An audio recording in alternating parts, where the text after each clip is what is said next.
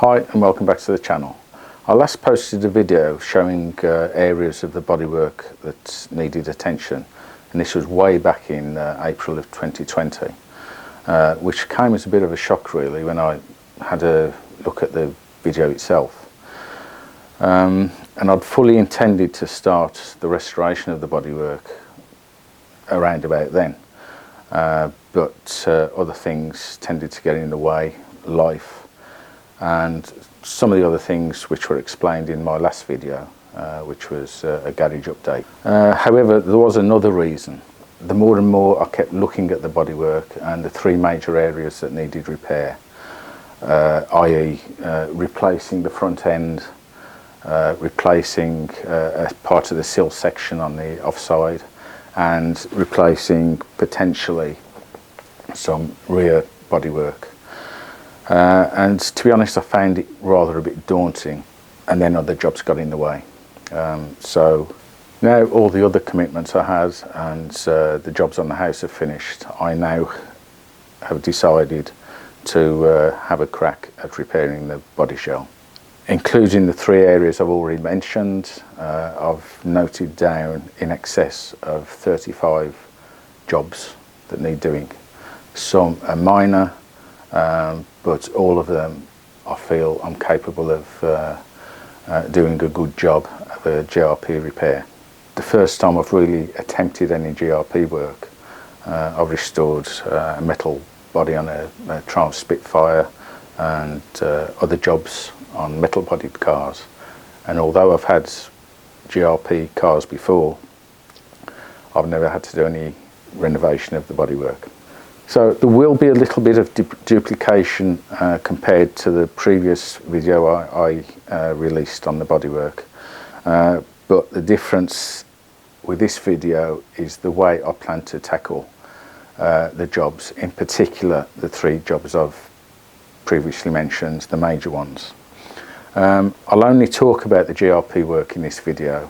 Another video will take care of all the mechanical work that needs to be done, i.e. refurbishing of the engine, the diff, and any other improvements or modifications I plan on doing. And that leads me into another quick note. Now, I did briefly think about buying a new body shell instead of doing all the repairs that are needed and the cost of the different sections and then carrying out the work, and that is to buy a new body shell. Now that would cost upwards of £6,500, and then you lose the originality. And this car's got the little bit of dyno tape with the body number on, and the body shell numbers also written on the centre tunnel. So I quickly dismissed that idea because of the originality. Another factor is working to a budget, and I think I'm going to try and do as much of the work as I can myself to keep the costs down. And what I will be doing is keeping a track of all the costs involved in the restoration of this bodywork, including buying of GRP, any body panels I decide to purchase, which may come into it at some point, and also the number of man hours incurred throughout the restoration. And what I will do in a few days' time is to release exactly how much I've spent and detail it in another video. Now, after I'd removed all of the paint from the bodywork, it was quite clear that it had been involved in at least one accident, if not a couple, and they resulted in a front section being put on, the sill being having a section put in, and two different sections cut in at the rear. And I'll take around them now and show you what damage there is and what I plan to do. Okay, so let's have a look around the front section. And it is quite clear. I've put some tape on so that you can see exactly where it's been cut in.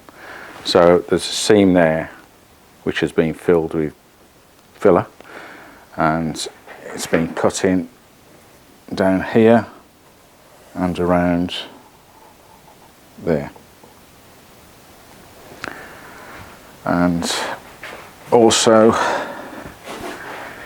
it extends down there and across and down. And then if we look down at the sill, down here. So I believe that was where it was cutting, this side. If we go around here, you could see it comes from there, going across and down to there. But also if you look on this side, you can't see it clearly, but this has had quite a lot of filler in it, which I've dug out, and this I need to reprofile, and that is what I'm going to do. Instead of my original idea of cutting out this section again and replacing it with a new one, I feel that would be a bit of an overkill, to be honest, because this I can reprofile, and over here this has been done relatively well, just here around the wheel arch, and there are areas where the glass fibre is showing through, so it needs to have a full tissue put all over the bodywork of the car before it's in any state to be prepared for paint. So that was my first major decision: don't replace the front end. Now if we look at the sill, as well as that part there being forward of this is where the body was cut in, they've also seemed to have joined it to the old sill there, because seems to be a double layer. And then forward of this, I think this is a new sill section as well, and it was joined in there. But if you look under here at the damage to the sill, I'm not sure that's the case, or whether this is damaged after the front section was bonded in. But this section I will be cutting out and replacing with a new panel. The other thing with the sill area is that I don't think it's profiled correctly, and it's certainly a different dimension to the near side. And I found when I was driving that there was quite a considerable draft coming underneath the door. So I don't know whether you can see it. It's certainly not straight. So again, the cutting in of a new sill should alleviate any problems there and improve the door fit.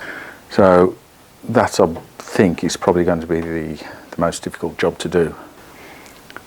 Now at the back here, I think there are two sections that have been bonded in. The first one goes from here, and this is the line where it's been joined in, but it hasn't been filled in this time with filler. It has been fiberglass, but there are holes everywhere. So that was where the first line is, and I think that is a second line. So that quarter section has been replaced. Then if we go a bit further around here, I think, and there's evidence of a join there and going across there and down to here. So I think that whole section here has been fitted, and not this part.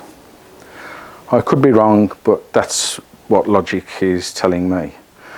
Now again, I was thinking of cutting out and replacing some of this back end, because if you can see here, this isn't the reason, but this channel here where the bonnet fits in isn't good. Now I don't know what the original dimension should be for that, but that certainly needs work. This area here has been quite well done with this hard polyester filler by the look of it, and that's been profiled quite well. So there are patches where I've started to try and remove it, but to no avail. So I'll redo that and reprofile it to blend in with this section here and going rearwards. When the front section was fitted, they obviously had to re-glass fibre under the wheel arch. Now, it wasn't particularly good, to be honest, and as you can see there, perhaps with the lighting, not pretty good. The join wasn't particularly good, and it was all gobby, and there was strands of mat sticking out. So I've removed most of the glass fibre in here, and that will be redone. And it's the same on the other side, probably a bit worse on the other side, to be honest. But that is another job that needs doing. So let's have a look at some other areas which I would term minor repairs. Now, first thing is to look at the bumper, and this side is not too bad and probably fixable, and it's got some little air gaps under the gel coat, I suppose, and they've given way, and there's some pits there and here. There's a bit of damage there, but this side is very uneven, and it was quite well filled. And now you can see the glass fibre here being exposed, and there's a big ding out of the corner here. So in terms of man hours and fiberglass repairs to this bumper would way outweigh the cost of a replacement bumper, which is about £85. So I think we'll replace the bumper with a new one.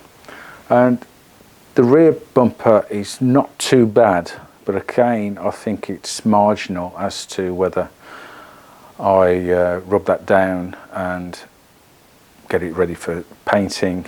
A few minor areas on that bumper that need repairing, and it's touch and go, but at the moment I'm leaning towards keeping that particular bumper. Now, with the bumper removed, you can see here, I believe it's the gel coat, and there are cracks in it, and little, as with the bumper, little pockets where it's cracked away, and dents and dings. I'm pretty sure I can repair this, and there's a bit of damage there, and it goes round here. As you can see, there's holes in the glass fibre, and a section here. Now, those are repairable, and that's another one of the jobs I'll be doing. In addition, there are little nicks in the headlight apertures on both sides. They're relatively minor, to be honest, and can be easily fixed. And the same with the grille aperture around here. I know you're not going to necessarily see it, but it certainly needs attention. So let's have a look a little bit further around the car. As you can see underneath the rear valance, there's an area that needs repair. Now, this may have been a factory thing, although I couldn't believe that they'd leave it like this, unless it's an area of repair from an accident. But that goes all the way across and round the other side. What I'll do is I'll grind that out, and I'll fix it properly and bond in new glass fibre. As you can see at the back here as well, there's a split just there, so that needs to be cut out and repaired, and they've had an angle grinder to this where the two sections were bonded in, so that needs redoing. And around the bonnet aperture, sorry, around the boot lid aperture, All that needs to be redone, as I've mentioned earlier. The fuel aperture needs repairing. There's sections out there, and we've got where the boot lid is fixed. There's numerous holes, so I'll refill all of that and reprofile it, and also where the latch fixes to the body, and the same on the other side, just here. And here on the rear offside arch, we've got a little bit that needs attention, that needs grinding out and reprofiling as well. And there's a couple of these sort of areas that need attention, just grinding out and refilling properly. So if we have a look inside the car to see if there's any jobs that need doing, and yes, you've guessed it, there are. At the centre tunnel, there's a hole there which was probably due to damage from putting the gearbox in or putting the body back on the chassis at some point. And if we have a look at the other side, if we turn around here and zoom in,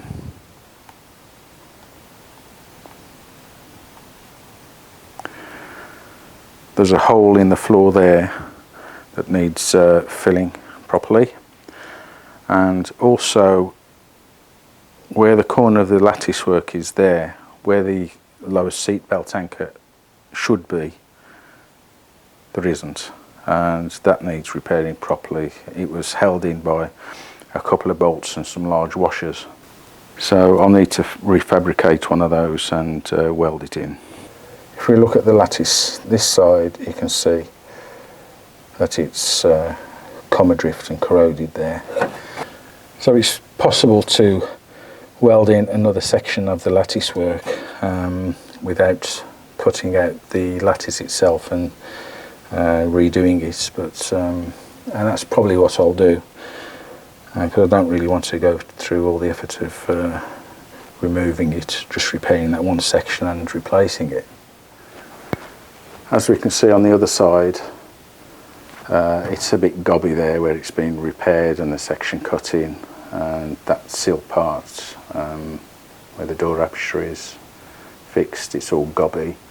And again, I don't think I'll be removing that, but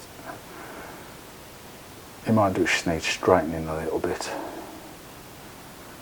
but I don't think it's bad. So let's have a look at the boot lid. This needs a little bit of repair at certain points. The hinge mounts don't look too bad. The letter spacing is totally wrong, and there are a few chips out of the edge there which need repair. And the light's been drilled out there, so I mean, I don't think I need to repair that, but you never know. And there's another big chip there which needs sorting out. So that's the bonnet. Doesn't need a great deal doing to it, just a few little bits of work. So let's have a look at the doors. And this is the near side door, which I think was put on as a new item back when the car was originally damage repaired. So that looks okay. If we look at the other door, it does have a few areas which need repairing. I mean, this is although we can't see it very well on the image, there's a bit of damage there and up in this corner, as you can probably see. But it's not in bad condition, so that won't take much to sort out. So before I summarise, there are just a few more areas that need a little bit of attention, and that's the turrets at the back, which cover the suspension, and where the seat belt anchors fit into. They need to be sorted out. There's been a modification on the near side which it was a pig to get the seat belt bolt out of, so that needs work too. So as you can appreciate, the list is quite long, and I haven't included every last little item that he's looking at, but what I will be doing going forward is showing you the progress on pretty much each aspect of the repairs, and I'll be starting off on the minor repairs first, and then building up to repairing the front section and probably the rear section next, and then finally the third big job is the sill, which I'll be tackling after finishing, as I said, the front and rear sections. But before I get into doing that, it'll be doing the minor work first. The other thing I need to decide is exactly what I want the car to be. And I've thought about this on and off. It's never going to be a concours car. And the cost involved in getting it to that state, as you understand, is quite considerable. And I think what I really want is a fast road car. And, you know, with myself carrying out all of the work on the body, and I will farm out the paint job, which, as you know, can be expensive. But I think I'll spend most of the money on the running gear and getting that up to fast road standard. I might mess about with the suspension, getting uprated suspension, and that I've not totally decided yet, but that's the way I'm thinking. So going forward, I'll be getting started on the work very soon, probably within the next few weeks. I've got to order some bits and pieces, glass fibre and resin, etc., and tools to complete the job. But before then, I will do a video on how much the car's cost me so far, including all the man hours. Now, I'm not going to attribute any costs to the man hours, but it'll just be a running total, and also the costs I've spent on parts to do jobs which I'll be doing soon. So this has been a longer video than I anticipated. I hope you've stayed with me till the end. So I hope this video has made it a little bit clearer as to why I haven't been getting stuck into the work on the Lotus over the past couple of years. But the content will be ramping up, and I hope to release a video at least once every couple of weeks once I've got materials to carry out some of the work. So I reckon the work's probably going to take me a couple of years with the mechanical work, but I hope it'll create some interesting content. I haven't been able to find much in terms of glass fibre repairs on cars, to be honest. Certainly not Lotus. They're very few and far between. So I hope I can address that and follow me warts and all through my attempt at repairing the bodywork on my 1968 Lotus Elan S4. Thanks very much for watching. Please like and subscribe. If you've got any comments to make on whether you think what I'm doing is correct, then please make comments in the section below. Once again, thanks for watching, and see you in the next one in a few days. Bye.